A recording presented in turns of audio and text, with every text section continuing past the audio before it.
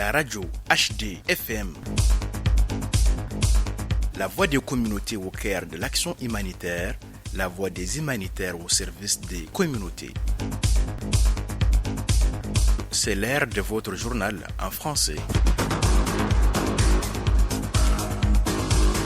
Mesdames, Messieurs, soyez les bienvenus dans cette nouvelle édition de votre journal sur Radio Humanité et Développement. Les titres.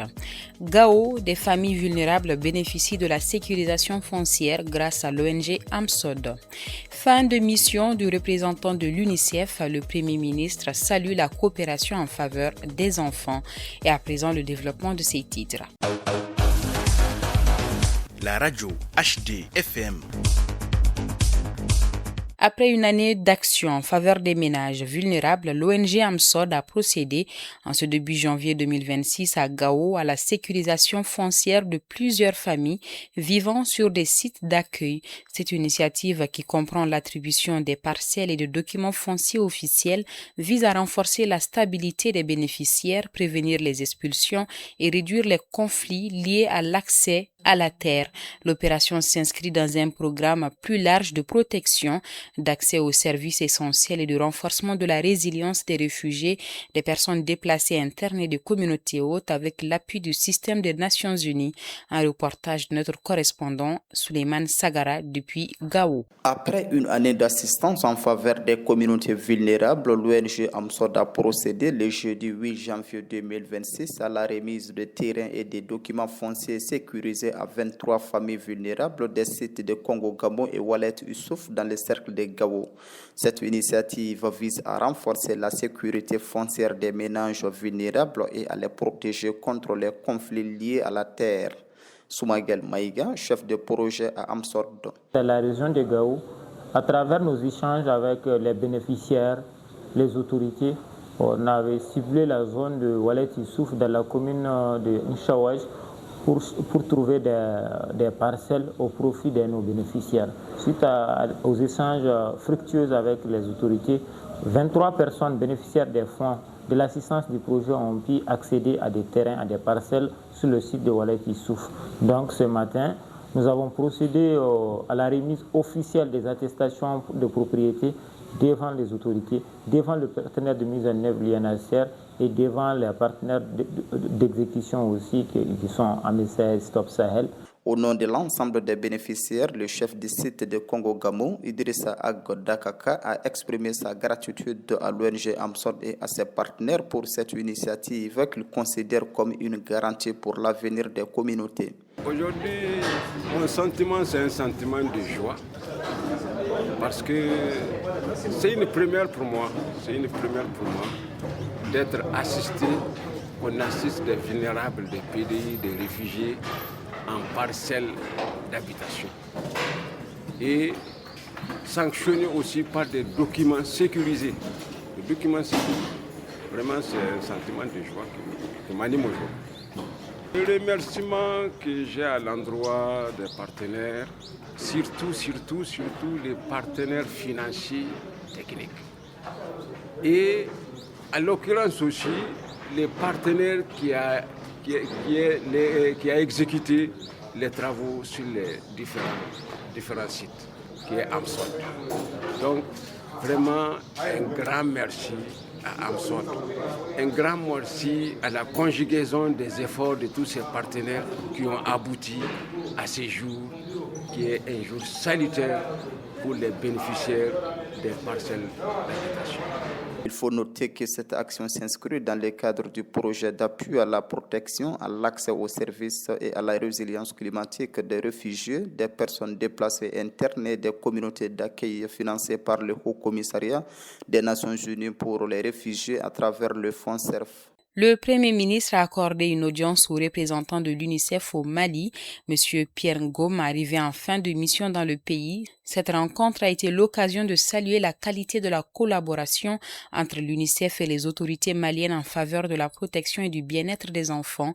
Les échanges ont également porté sur les perspectives de renforcement du programme Amis des enfants, mis en œuvre en partenariat avec le ministère de l'Administration territoriale et de la décentralisation afin de mieux répondre aux besoins des enfants dans les politiques publiques locales. Écoutons M. Pierre Ngom, représentant de l'UNICEF au Mali. Nous avons eu le privilège d'avoir une audience avec son Excellence, Monsieur le Premier ministre. L'objectif de cette audience était d'abord de lui souhaiter nos meilleurs vœux, les meilleurs vœux de l'UNICEF, mais aussi de lui dire au revoir parce que je suis en fin de mission. Nous avons aussi eu l'occasion de magnifier la collaboration entre l'UNICEF et le gouvernement du Mali. Nous avons aussi parlé de certains programmes comme le programme Commune Amis des enfants, qui est une collaboration entre le ministère de l'administration territoriale et de la décentralisation. C'est un programme qui est financé en grande partie par le gouvernement du Mali. C'est un programme innovateur, un programme accélérateur des autres programmes. Donc c'est vraiment cela la substance de nos discussions. Nous avons remercié le Premier ministre aussi pour la collaboration dont l'UNICEF jouit auprès de tous les départements ministériels. Aujourd'hui, la coopération se porte à merveille, je dois dire. Nous sommes en train de développer un nouveau programme de coopération pour 2027 à 2031. D'ailleurs, aujourd'hui, le document du projet a été endossé par les départements ministériels lors d'un atelier qui s'est tenu ce matin. Cela démontre le niveau de coopération que nous avons avec le gouvernement. Et vous savez, l'UNICEF n'a pas de programme. C'est les programmes du gouvernement que nous supportons. Nous ne venons pas avec les programmes.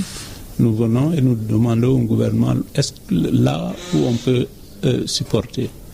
Donc c'est ça qui fait vraiment notre force et c'est ça aussi qui fait que nous apprécions toujours la collaboration que nous apporte le gouvernement.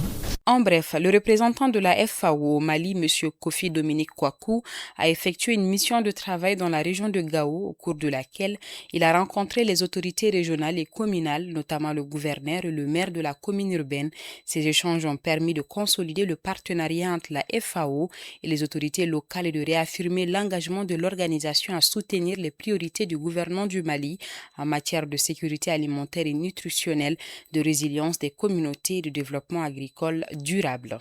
Dans le district sanitaire de Menaka, le projet MAP, la mise en œuvre par Save Children au Mali, en partenariat avec l'ONG GARDL, a procédé à la remise d'un important lot de matériel de démonstration nutritionnelle au CESCOM de Menaka Central, Essakan, Touloup, Inagar et Tabangout 2. La cérémonie s'est tenue en présence des autorités communales, dont le maire de Menaka, des services techniques de l'État et des organisations de la société civile. Cette donation vise à contribuer à la réduction de la malnutrition aiguë chez les enfants de moins de 5 ans ainsi que chez les femmes et filles enceintes et allaitantes dans les zones affectées par les crises humanitaires. Le projet bénéficie de l'appui financier de Global Affairs Canada. L'ONG Think Peace a tenu le jeudi 15 janvier 2026 une réunion extraordinaire avec les membres de la commission multidisciplinaire pour la prévention de la radicalisation en milieu carcéral. Cette rencontre a permis de faire le point sur les activités réalisées, d'identifier les défis rencontrés et de dégager des perspectives en vue de renforcer les actions de prévention de la radicalisation en milieu carcéral. Elle a également été marquée par un échange de vœux de nouvel an entre les membres. À travers cette initiative, Think Peace réaffirme son engagement en faveur de la paix, de la cohésion sociale et de la prévention durable de la radicalisation au Mali. Un mot de l'international, un nourrisson âgé de 3 mois est décédé d'hypothermie dans la bande de Gaza, mettant en lumière les conséquences dramatiques du manque de couverture, des vêtements chauds et de soins médicaux dans les camps de déplacés au lendemain du conflit. Cette situation intervient alors qu'un sommet international tenu à Davos examine les initiatives visant à relancer un processus de paix plus large. Le programme alimentaire mondial avertit que le nord-est du Nigeria traverse la crise de la faim la plus grave de la dernière décennie, aggravée par la réduction de l'aide internationale. Des millions de personnes, dont un nombre élevé d'enfants, sont exposées à un risque accru de malnutrition sévère. Puis, les Nations Unies intensifient leur réponse à la crise humanitaire au Soudan, où des millions de personnes nécessitent une assistance urgente en raison des combats prolongés, de déplacements massifs de population et de pénuries critiques de services essentiels. C'est tout pour cette édition de votre journal sur la radio Humanité et Développement HDFM. Merci de votre fidélité au microphone. Vous avez Bibata Mamotouré. La partie technique est assurée par Salim Djouara. La radio HDFM